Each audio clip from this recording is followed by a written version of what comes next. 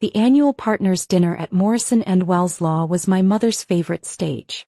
The mahogany-paneled private room at Bernardin buzzed with the chatter of New York's elite attorneys as she, Sharon Morrison, named partner and queen of corporate law, prepared her yearly address. Another record year, she beamed, champagne flute raised. Our firm has handled mergers totaling over $50 billion. Her perfectly tailored Chanel suit matched her perfectly practiced smile. Though success isn't guaranteed for everyone. Her eyes landed on me, sitting quietly at the far end of the table. I took a small sip of water, checking my phone discreetly. My daughter Sarah, she continued, her voice dripping with practiced concern, is still between opportunities. Can't even get hired, poor thing. Despite her Harvard law degree. The partners exchanged knowing looks. After all, Sharon Morrison's unemployed daughter was a favorite topic of gossip. Have you tried the public defender's office? Margaret Wells, my mother's co-partner, asked with fake sympathy. They're always hiring. I checked another message on my phone. Final signatures confirmed. Transfer complete. Sarah's been sending out applications, Mom continued as if I wasn't there. But you know how it is. Not everyone has what it takes for corporate law. Or any law, someone muttered, generating polite chuckles. I glanced at my watch. 3 minutes. Perhaps if she'd accepted our summer associate position, Mom sighed, instead of wasting time with that little, what was it, dear? Legal tech startup. Global Legal Solutions, I said quietly, watching the time. Ah yes, another failed startup. Mom shook her head. You know, Sarah, it's not too late to let me make some calls. Even a junior position at a smaller firm. My phone vibrated. Stock transfer complete. Announcement ready. Actually, I said, standing slowly, I have an announcement about Global Legal Solutions. Mom's smile tightened. Sarah, please. Not another startup pitch. These are serious attorneys here. Oh, this is very serious, I replied, just as her secretary burst through the door, face pale. Ms. Morrison. The global merger. It's complete. But something's wrong. The ownership. It's... What about it? Mom snapped, annoyed at the interruption. All the shares, her secretary stammered. They've been transferred to Global Legal Solutions. The room went silent. Mom's champagne glass froze halfway to her lips. That's right, I said, pulling out my tablet. Global Legal Solutions now owns controlling interest in Morrison Wells Law, along with its 12 international offices. That's impossible, Mom whispered. We're a private firm. Our shares aren't available on the open market? I smiled. You should really read the fine print in those merger documents you signed last month. The annual partners' dinner at Morrison Wells Law was my mother's favorite stage. The mahogany-paneled private room at Bernardin hummed with self-importance as 50 of New York's most elite attorneys gathered to celebrate their billions. Another remarkable year, Mom announced, her Chanel suit as crisp as her tone. Morrison Wells has handled over $50 billion in mergers, expanded to 3 new countries and added 15 equity partners. Her eyes found me at the far end of the table. Though not everyone understands the value of hard work and tradition. I sat quietly, picking at my untouched foie gras, feeling the weight of judging glances. The black sheep daughter who couldn't even land an associate position. Why Sarah, she continued, voice dripping with practiced concern, is still between opportunities. Can't even get hired, poor thing. Despite her Harvard law degree. Margaret Wells, Mom's co-partner of 30 years, patted my hand with fake sympathy. Have you tried the public defender's office, dear? They're always hiring. Sharon, Dad spoke up from his seat beside Mom. As the firm's senior tax partner, he felt obligated to defend me. Sometimes. Perhaps this isn't the time. Oh, but it is, Mom pressed on, warming to her favorite topic. We must discuss succession planning. Margaret's daughter just made partner at Goldman's legal department. The Peterson twins are clerking for the Supreme Court. And my Sarah. She sighed dramatically. Can't even get past a first interview. The partners murmured in agreement. After all, what could be more embarrassing than a top lawyer's unemployed daughter? Still sending out those applications? Tom Davidson, M&A partner, asked with a smirk. My secretary's cousin needs help with traffic court cases. I checked my phone discreetly. Final signatures confirmed. Transfer complete. If she'd just accepted our summer associate position, Mom continued as if I wasn't there. Instead of wasting time with that little, what was it again, dear? Legal tech startup. Global Legal Solutions, I said quietly, watching the time. Ah yes, another failed startup. Mom's laugh tinkled like expensive crystal. You know what they say about the third time, though this is what, attempt number 5? 6 actually, Margaret Wells added helpfully. Remember that blockchain legal service thing last year? Complete disaster. I took a small sip of water, letting their laughter wash over me. My phone buzzed again. Stock transfer complete. All subsidiaries confirmed. Sarah, honey, Mom leaned forward, her voice carrying to every corner of the room. It's time to face reality. Not everyone is cut out for real legal work. Even with a Harvard degree, some people just lack that essential quality. That killer instinct. Speaking of killer instincts, I said softly, standing up. I have an announcement about Global Legal Solutions. Mom's perfect smile tightened. Sarah, please. Not another startup pitch.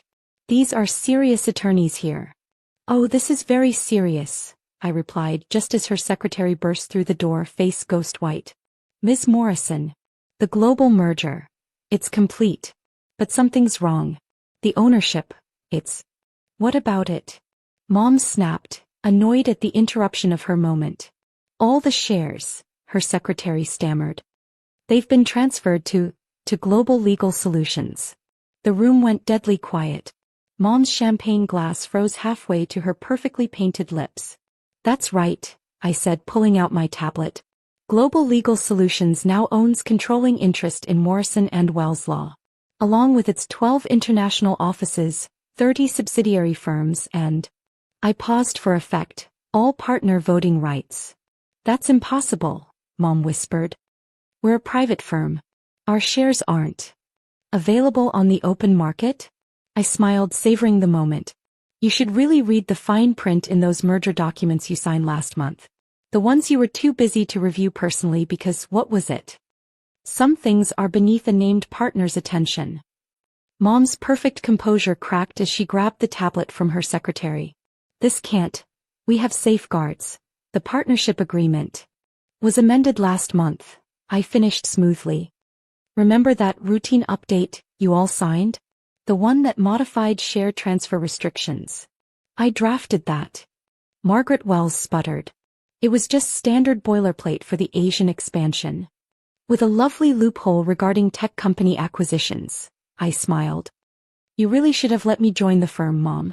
I actually read the fine print. Dad was frantically scrolling through documents on his phone. The subsidiary transfers, the offshore accounts. All now under Global Legal Solutions control, I confirmed. Along with the partner profit shares, client lists, and trust accounts. The room erupted in chaos as 50 of New York's top lawyers simultaneously realized they'd been outmaneuvered. My mother's face had gone from cream to ash. But your startup failed, she whispered. The blockchain project, the legal AI. We're all part of Global Legal Solutions, I said, pulling up a presentation on the room's screen. That failed blockchain project now handles legal document verification for 3 major governments. The disaster AI system, currently processing cases for the European Union. Impossible, Margaret Wells breathed. That would require billions in funding. 12 billion to be exact, I replied. Remember that Chinese investment firm you refused to meet with last year, Mom? Because Asian investors don't understand real law firms? They understood me just fine. Mom grabbed her phone, probably to call her lawyers. I couldn't help but laugh. Looking for Stevenson and Brown? Your outside counsel? Check their ownership records from this morning. No, she whispered. Global Legal Solutions acquired them last week. I confirmed.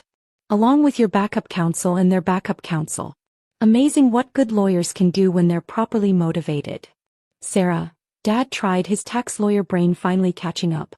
The regulatory implications are all handled, I cut in. Unlike some people, I actually learned from watching you work. Every transfer, every acquisition completely legal. You taught me well, Mom. Always have ironclad documentation.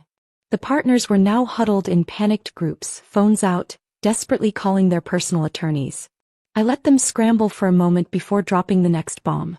"Oh, and those golden parachute clauses you all added to your contracts last year?" I smiled. "They only apply to traditional corporate takeovers. Tech company acquisitions are specifically excluded." Page 247, paragraph 3, subsection C. "You can't." Mom started. "Fire you." I raised an eyebrow. "Surely I can." "Effective immediately. Though I'm willing to offer you a position more suited to your, what did you call it? Essential qualities."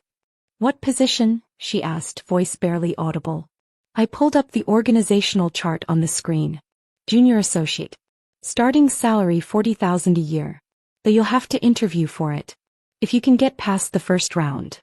The room went completely silent. 50 legal titans watched as their world turned upside down. "Your office needs to be cleared by tomorrow," I continued. "The senior partner suite is being renovated for global legal solutions expansion." "When, Mom? That partner dinner speech you give every year? I'll be handling that from now on."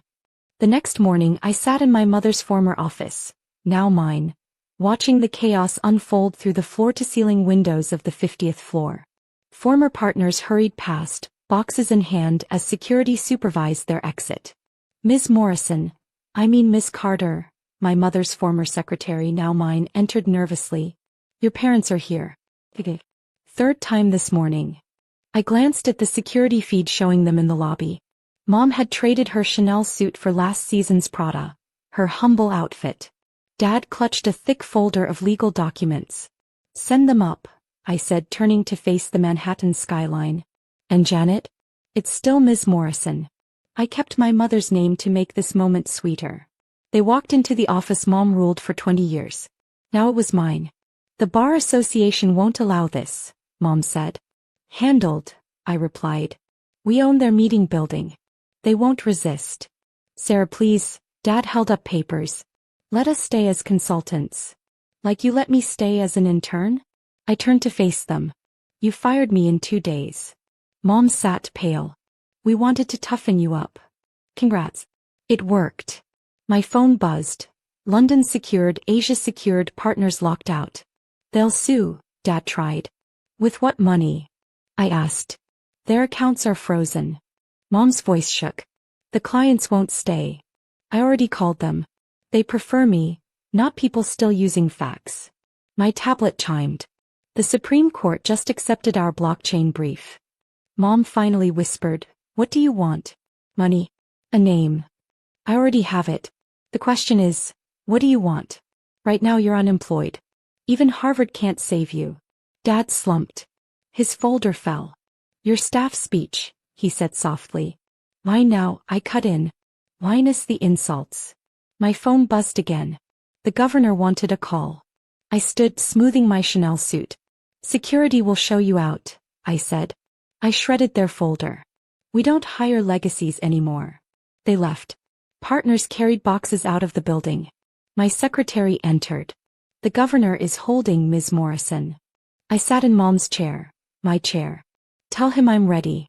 Some people are just born with killer instinct."